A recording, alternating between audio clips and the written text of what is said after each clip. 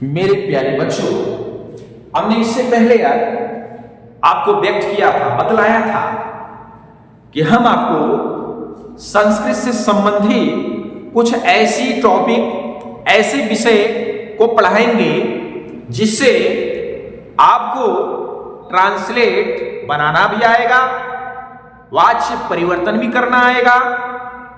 वाच्य परिवर्तन यानी संस्कृत का एक्टिव पैसिव, समझ लीजिए। इसके अलावा वाक्य प्रयोग, संस्कृत में वाक्य प्रयोग, तो उन्हीं श्रेणियों में, उन्हीं बातों को ध्यान में रखते हुए हमने आपको आज एक उसी सिलेबस का एक टॉपिक हम आपके लिए लाए हैं। वो है टॉपिक कर्ता की पहचान। क्या है? कर्ता की पहचान। तो आइए देखते हैं इस कर्ता की पहचान वाली श्रेणी में हम कर्ता कैसे पहचानेंगे। कर्ता पहचान गए तो उसकी क्रिया अपने आप उसी का पुरुष और वचन में लगाना सीख जाएंगे। तो आइए पहले देखते हैं कर्ता की पहचान की श्रेणी में पहला क्या है? प्रथम पुरुष। पुरुष के नीचे लिखेंगे प्रथम पुरुष। अब प्रथम पुरुष में कौन कौन से एक वचन में कर्ता आते हैं, कौन द्विवचन में, कौन बहुवचन में, बड़े ध्यान से गौर से समझिएगा। देखिए, एक वचन में कर्ता आता है स। पहला स माने वह होता है। स मीन्स, देखिए हम आपको संस्कृत और हिंदी और ये किसके लिए प्रयोग होता है वो भी बता दे रहे हैं। ये होता है पुल्लिंग के लिए, ताकि आपको दिक्कत ना हो। समझ में आया ना? ये स हो गया। अब ये स का अगर द्विवचन रूप आप देखते हैं तो होता क्या है? तो मीन्स आप कहेंगे वे दोनों। ध्यान दीजिएगा, पहला लाइन पुल्लिंग का चल रहा है तो पुल्लिंग ही समझिएगा, बार नहीं लिखने जा रहे हैं। और बहुवचन में होता है ते, और ते मीन्स हो गया, ते का मतलब क्या हुआ? वे सब। अगला देखिए कौन सा कर्ता आ रहा है? सा। सा माने भी वह होता है, लेकिन किसके लिए? ये स्त्रीलिंग में आता है, माने स्त्रियों के लिए, लड़कियों के लिए। इसमें एक वचन में सा और द्विवचन में आता है ते। अब ते का मतलब भी वे दोनों होगा, लेकिन ये किसके लिए होगा? ये होगा स्त्रीलिंग के लिए। और इसका बहुवचन होगा ता। सा ते ता। ते मतलब ता मतलब वे सब। ये हो गया दूसरा आपका कर्ता। तीसरा कर्ता आपका ले लेते हैं तत्। तत् माने भी वह ही होता है, लेकिन ये नपुंसक के लिए होता है। इसका द्विवचन होगा ते। इसका मतलब भी वे दोनों। तत् ते। अब अगला हो गया इसका बहुवचन तानी। इसका मतलब भी होता क्या है? वे सब। ये तीन आपके कर्ता आपको समझ में आ गए प्रथम पुरुष के। इसके अलावा कहेंगे और क्या है? तो और अगला है भवान। क्या है? भवान। अब भवान शब्द का मतलब भी आप होता है। भवान मतलब आप। ये भी प्रथम पुरुष का एक वचन ही माना जाता है। ठीक है? अब भवान के बाद भवंतो। भवंतो मीन्स आप दोनों। क्या? आप दोनों। और इसका जो बहुवचन रूप है भवंतः। क्या है? भवंतः, आप सब। क्या होगा? आप सब। ये हो गया चौथी कर्ता जो प्रथम पुरुष एक वचन के अंतर्गत और द्विवचन बहुवचन के अंतर्गत आ रही है। अगली इसकी कर्ता देखते हैं। ये आपके सर्वनाम कर्ता होते हैं। ठीक है? इसके अलावा हम संज्ञा के एक दो बता देते हैं। नाउन के, जैसे बालक, बालकः, बालकः लड़का के लिए शब्द है बालकः, और बालकः मतलब एक लड़का, एक लड़का, ठीक है। अब दो लड़का द्विवचन में होना चाहिए, तो बालकौ, बालकौ, बालकौ मीन्स दो लड़के, बालकौ मीन्स दो लड़के। अब बहुवचन में होगा इसका रूप बालका, क्या होगा, बालका, बालका मीन्स लड़के, लड़के या बहुत सारे लड़के। ये तो सर्वनाम संज्ञा का पुल्लिंग हो गया। अब लड़कियों के लिए लिख दीजिए बालिका, क्या, बालिका मीन्स लड़की, एक लड़की, एक लड़की, ठीक है। अब द्विवचन में इसको बनाएंगे बालिके, क्या बनाएंगे, बालिके, बालिके मीन्स दो लड़कियां, दो लड़कियां, यानी एक से ज्यादा हुए दो, दो लड़कियां, बालिका, बालिके। अब बहुवचन में इसका रूप आ जाएगा बालिका, क्या हो जाएगा, बालिका। ध्यान रखना बालिका यहां पे भी है, लेकिन यहां विसर्ग नहीं है, यहां विसर्ग है, तो हो जाएगी लड़कियां या बहुत सी लड़कियां। हमें उम्मीद है आपको समझ में आ रहा होगा, ये कर्ता की पहचान हो गई, ठीक है। इसके अलावा आप ध्यान रखिए, इसके अलावा जो संज्ञा के जो प्रकार होते हैं, संज्ञा के ये प्रकारों में जातिवाचक संज्ञा है, व्यक्तिवाचक संज्ञा भी आ सकता है, जैसे किसी का नाम, जैसे अगर राम है तो राम। अब राम दो तो हो नहीं सकता, कहीं रहेंगे राम। आप शब्द रूप तो बना सकते हैं, लेकिन ऐसा नहीं है कि दो राम जाते हैं, ठीक है। तो यहां पे राम सिंगल यूज करिए, ठीक है ना। इसका राम शब्द यानी कि राम, राम यानी राम शब्द संस्कृत में बनेगा राम के लिए। और यही अगर सीता लिखना हो तो सीता यानी सीता। तो ये आपका प्रॉपर नाउन है, यानी व्यक्तिवाचक संज्ञा। और प्रॉपर नाउन का द्विवचन और बहुवचन ट्रांसलेट यानी संस्कृत अनुवाद करते समय यूज नहीं करते, ठीक है। अगर अलग अलग कैंडिडेट होते हैं तो उनके लिए यूज कर सकते हो, उसमें क्या है, राम, रामा और रामा, ठीक है। लेकिन यहां पे नहीं। इस तरीके से हमने आपको प्रथम पुरुष एक वचन में 1 2 3 4 5 6 7 8 लगभग ज्यादा से ज्यादा कर्ताओं को हमने सन्निहित करके दिखला दिया। अब एक ध्यान चीज रखना इसमें क्या है, इन सारे कर्ताओं के साथ एक वचन हो या द्विवचन हो या बहुवचन, इनके साथ जो क्रिया प्रयोग करेंगे हम लट लगा के क्रिया प्रयोग करा के दिखाते हैं कि ये लट लगा रहे हैं वर्तमान काल की। जैसे इनके साथ चलाएंगे आप, प्रयोग करेंगे पठति, क्या प्रयोग करेंगे, पठति।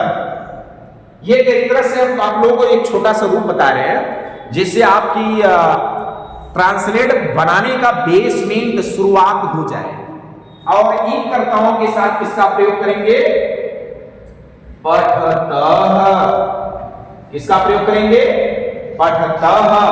और इनके साथ बहुवचन में क्या प्रयोग करेंगे, पठन्ति, किसका, पठन्ति। अब जैसे हमने आपको दिया क्या कि वह पढ़ता है, क्या दिया, वह पढ़ता है। तो सबसे पहले आप ये पता करिए कि जो वह है ये कर्ता है, वो किस पुरुष का कौन सा वचन है। तो अगर आप इसको पढ़े हैं गौर किए ध्यान से तो आपको समझ में आ जा रही। देखो प्रथम पुरुष एक वचन का है, तो जब प्रथम पुरुष का एक वचन करता है तो इसकी क्रिया भी इसी प्रथम पुरुष की एक वचन यानी पठति के जैसा या पठति बनेगा, पठति बनेगा। तो आप पहले तो बना लीजिए इसका क्या संस्कृत, वह का क्या होगा सह। अब आपको बोलता है पढ़ता है, ये लट लकार है।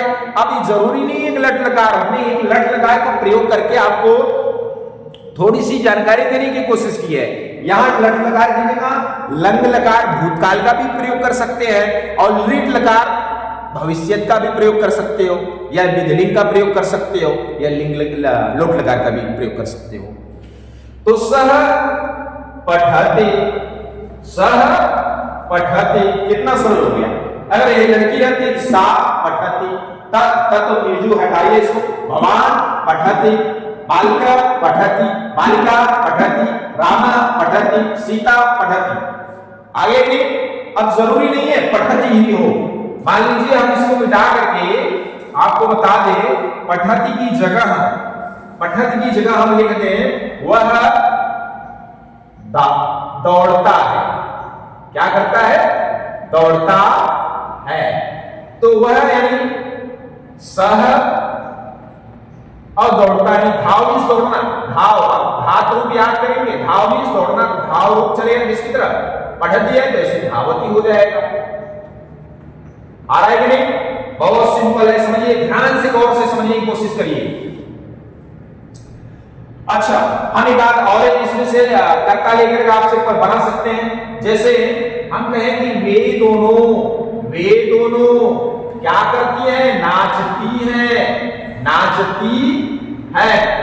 अभी एक चीज ध्यान देना, हम आपको यहां इस कर्ता का प्रयोग ट्रांसलेट में या वाक्य प्रयोग में कैसे करेंगे वो भी बताते चल रहे हैं, ताकि आपको आगे जब हम ट्रांसलेट वगैरह पढ़ाएं तो वहां आपको बहुत सरलता प्राप्त हो जाए।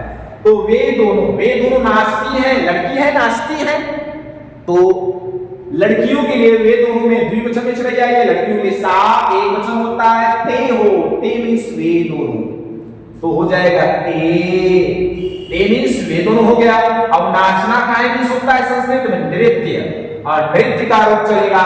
आपको समझ में हमने बताया कि कर्ता जिस पुरुष और जिस वचन की हो उसी की क्रिया लगाएंगे। तो ये कर्ता हमारा प्रथम पुरुष द्विवचन की है ते, तो इसकी क्रिया क्या है पठतः, जैसे पट का है पठतः, उसी तरह नृत्य का क्या हो जाएगा नृत्यतः। ठीक है, ते नृत्यतः। कोई दिक्कत, हमें उम्मीद हो गई कि आपको समझ में आ रही है, उम्मीद है। आइए हम चलते हैं प्रथम पुरुष के बाद अब द्वितीय पुरुष की तरफ चल लेते हैं। द्वितीय पुरुष, अरे द्वितीय पुरुष नहीं, सॉरी, मध्यम पुरुष इसको बोलते हैं। मध्यम पुरुष की तरफ चलते हैं। ठीक है, ये आपकी इस तरीके से ये पार्टीशन आप कर लेंगे, आपको समझ में आ जाएगा बहुत अच्छे तरीके से। ठीक है, ये आपका प्रथम पुरुष ऊपर कंप्लीट हुआ था, ये आपका मध्यम पुरुष है।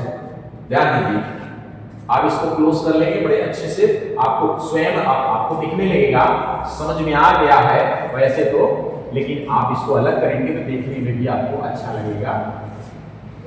आइए मध्यम पुरुष के कर्ता देख लेते हैं, कौन कौन से आते हैं इसमें। मध्यम पुरुष में सिर्फ एक कर्ता आता है, वो भी होता है तुम। क्या होता है तुम। अब तुम किसके मीन्स होता है तुम, किसके मीन्स तुम माने तुम, एक वचन के लिए। अगर इसी को हम द्विवचन में ले जाते हैं तो ये हो जाता है युवा। क्या हो जाता है युवा, यानी तुम दोनों, तुम दोनों। और लास्ट में इसका बहुवचन हो जाता है यूयम।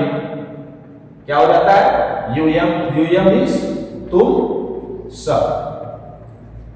ये हो गए एकमात्र कर्ता इस मध्यम पुरुष के अंतर्गत आने वाले। अब इसके साथ ही कोई क्रिया प्रयोग कर लेते हैं, पट का प्रयोग हुआ है तो पट का ही कर लेते हैं। इसका रूप इसमें कैसे चलेगा, पठसी, मध्यम पुरुष, आपको पट का रूप याद होगा, मध्यम पुरुष में कैसे चलता है, लट लगा, पठसी, पठसी, पठथ और पठथ। इस तरीके से ये आपका मध्यम पुरुष यहां पे कंप्लीट होता है, देख सकते हैं। ऐसे इसमें भी आप कर सकते हैं, अगर ट्रांसलेट यूज कर देखना चाहते हो तो हम अगर बोलते हैं कि तुम पढ़ते हो तो तुम यानी तुम और पढ़ रहे हैं पठस, तुम पठस। तुम गाते हो, तुम गायस, गाय मीन्स गाना, तुम गीत गाते हो, तुम गीतम गायस। तुम दोनों दौड़ते हो, युवा धावत। कितना सिंपल है। आइए अब एक लास्ट वाला पुरुष की तरफ चल देते हैं। अब उसमें हम आपको बताते हैं,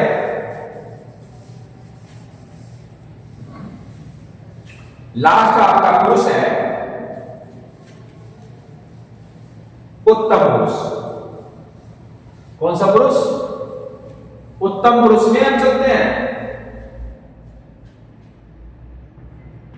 उत्तम पुरुष लास्ट वाला देख लीजिए, आपका टॉपिक समाप्त हो जाएगा। उत्तम पुरुष के अंतर्गत बोलेंगे क्या क्या करता आता है, तो उत्तम पुरुष में भी कर्ता एक ही आता है, वो है अहम। क्या है, अहम। अहम माने मैं होता है या फिर हम होता है। हम और मैं इसमें एक ही होता है संस्कृत में, ध्यान दीजिएगा।